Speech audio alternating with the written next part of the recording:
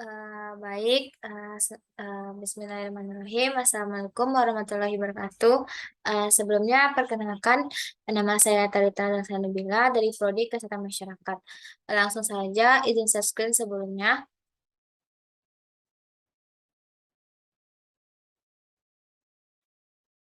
Baik, di sini tugasnya itu tentang materi kuliahannya, yaitu tugas epidemiologi penyakit tidak menular.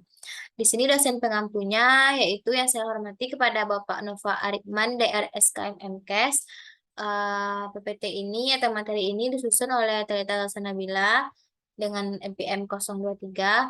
Langsung saja ke materi yang pertama, pengertian kausal dan contoh PTM. Sebelumnya, kausal juga disebut faktor penyebab atau kausa, yang merupakan istilah umum untuk berbagai faktor yang mempengaruhi hubungan dengan timbulnya penyakit atau sebab akibat timbulnya penyakit. Hubungan kausal ini terjadi jika bukti menunjukkan faktor kausal menyebabkan meningkatnya probabilitas terjadinya penyakit atau sebaliknya, jika faktor kausal dikurangi akan menurunkan frekuensi penyakit.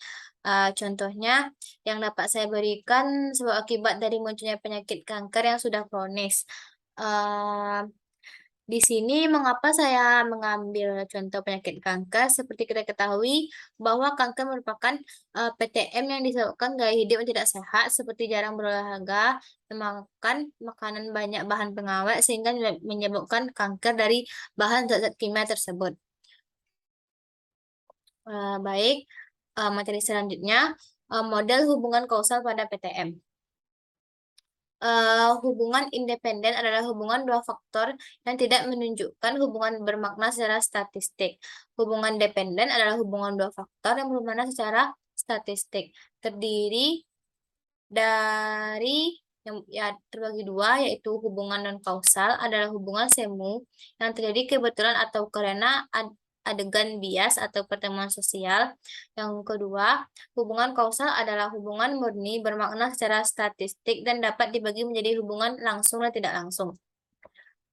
Baik, materi selanjutnya, pengertian model kausal probabilistik.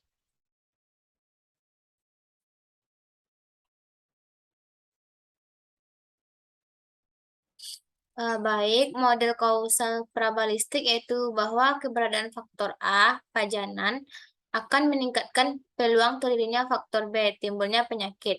Dan bisa didefinisikan kejadian satu penyakit pada seseorang dapat disebabkan karena peluang. Yang pertama, pendekatan probabilistik. Masalah dengan model determinisme, yaitu pengetahuan yang terbatas tentang penyakit. Keterbatasan dalam mengamati status penyakit. Yang B, konsep atau model determinisme kemudian ditunjang oleh pendekatan probabilistik. Yang C, dengan pendekatan ini tidak perlu berupaya membuktikan kausalitas pada setiap individu, melainkan dengan menggunakan teori probabilistik dan teknik statistik. Selanjutnya, pengertian faktor resiko PTM. Sejarah faktor resiko itu terdapat tiga sejarah yang saya dapat. Yang pertama itu Framingham Study. Uh, Framingham Study ini adalah sejarah penting perkembangan epidemiologi di bidang PTM, yaitu sebuah penelitian prospektif, yang ingin menentukan faktor risiko penyakit jantung. Yang kedua, MRFIT. MRFIT ini adalah penelitian lain yang mencoba mengidentifikasikan faktor risiko penyakit jantung. Yang ketiga, untuk faktor penyebab PTM tersebut dipakai sebutan faktor risiko, RISK, etiologi untuk penyakit menular atau diagnosis klinis. Pengertian faktor risiko tersebut adalah karakteristik, tanda, gejala pada individu bebas penyakit yang secara statistik berhubungan dengan peningkatan insiden penyakit. Berikutnya, menurut Simbrong Dewe.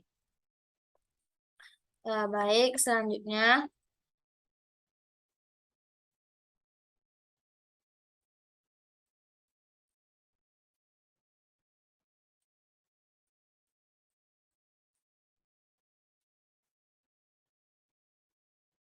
Baik, selanjutnya Kriteria ideal hubungan kausal.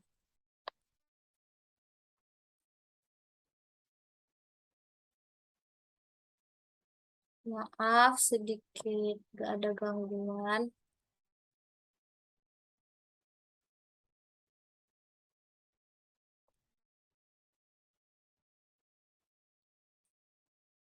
Selanjutnya yang kelima, kriteria operasional hubungan kausal pada PTM. Nah, definisi operasional adalah mendefinisikan variabel secara operasional berdasarkan karakteristik responden yang diamati dan kemungkinan peneliti untuk melakukan observasi atau pengukuran secara cermat terhadap satu objek atau fenomena hidayat.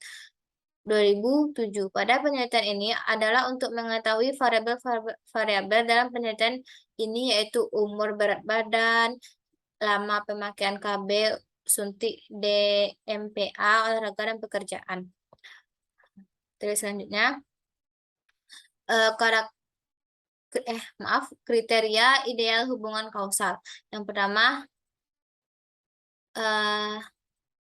strength of association, kekuatan sosial, hubungan asosiasi yang sangat kuat antara satu faktor dengan suatu penyakit memiliki kemungkinan bersifat kausal. Consistency of association, konsistensi pengamatan yang dilakukan berulang-ulang pada tempat, waktu, populasi, dan rancangan penelitian yang berbeda memberikan bukti yang sama tentang hubungan sosial. 3. Analogi. Pendekatan analogi dapat membantu ke arah pengambilan kesimpulan kausal, namun sering mengecohkan. Misalnya, jika satu obat memiliki efek teratoknik, maka mungkin pula obat dan sifat farmakologinya sama dapat memberikan efek serupa. Mungkin sekian pemaparan materi dari PPT yang saya tampilkan. Maaf jika ada kesalahan dan kekurangan. Saya akhiri. Assalamualaikum warahmatullahi wabarakatuh.